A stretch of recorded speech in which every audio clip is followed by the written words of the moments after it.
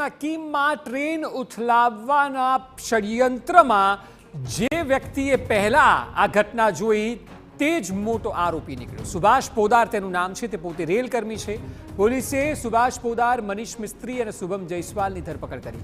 પોલીસે ધરપકડ કરેલા 3 પૈકી 2 રેલવેના કર્મચારીઓ છે। અન્ય આરોપી કોન્ટ્રાક્ટ બેઝ પર કામ કરતો હતો। એવોર્ડ અને પ્રમોશન મેળવવા રેલવે કર્મચારીએ આ ષડયંત્ર રચ્યું।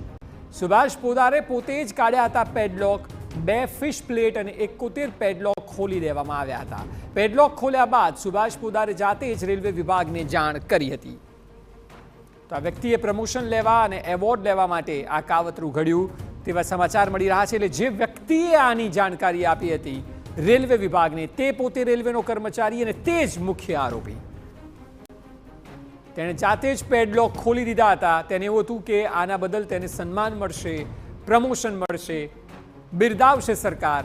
પરંતુ જ્યારે તપાસ થઈ ત્યારે એ જ રેલકર્મી સુભાષ પોદાર આરોપી નીકળ્યો તેવું સૂત્રો તરફથી જાણવા મળ્યું છે।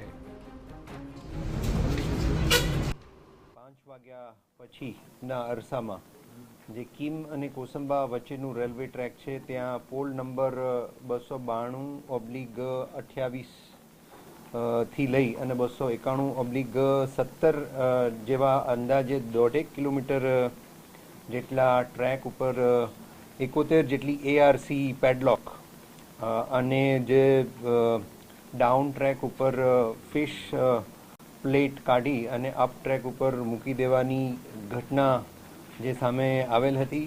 જે અનુસંધાને સૌપ્રથમ RPF, GRP તમામ ત્યાં પહોંચી અને લોકલ કિમ પોલીસ સ્ટેશનને જાણ થતાં અહીંથી SP અને રેન્જ IG સાહેબે પણ ત્યાં વિઝિટ કરી અને આજે મોટા પાયે જાનહાનિ થાય અને ટ્રેનને જે ઉથલાવી નાખવાનું જે કોશિશ હતી એ અનુસંધાને BNSની કલમ 3(5), 61, 2A, 62, 125 તથા રેલવે અધિનિયમ 1989ની કલમ 150A અને 150(2B) તથા ડેમેજ ટુ પબ્લિક પ્રોપર્ટી એક્ટની કલમ 3 હેઠળ તાત્કાલિક ધોરણે ગુનો દાખલ કરવામાં આવેલો।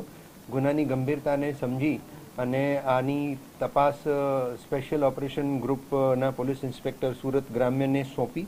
DYSP કામરેજના સુપરવિઝનમાં LCB SOGની લોકલ પોલીસની 5 મેઇન ટીમ અને 11 બીજી એમની જે હેલ્પિંગ ટીમ આમ કુલ મળી 16 જેટલી ટીમો કાર્યરત કરવામાં આવેલ હતી।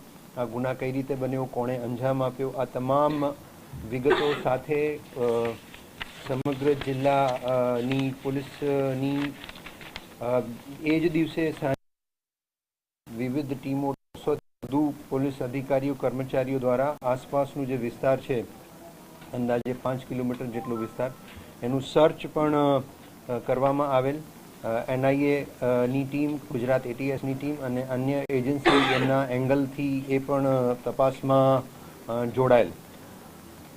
જે સમય અને સ્થિતિ ગુનાવાળી જગ્યાની ચેક કરતા જે આમાં ટ્રેક ઉપર કામ કરનાર કર્મચારીઓ છે એમાંથી સૌથી જૂના કર્મચારી સુભાષકુમાર પોદાર 39 વર્ષની ઉંમર છે, ઓલપાડમાં કિમમાં રહે છે અને મૂળ ભાગલપુર બિહારના છે। એમની સાથે મનીષ સુરતના વરાછા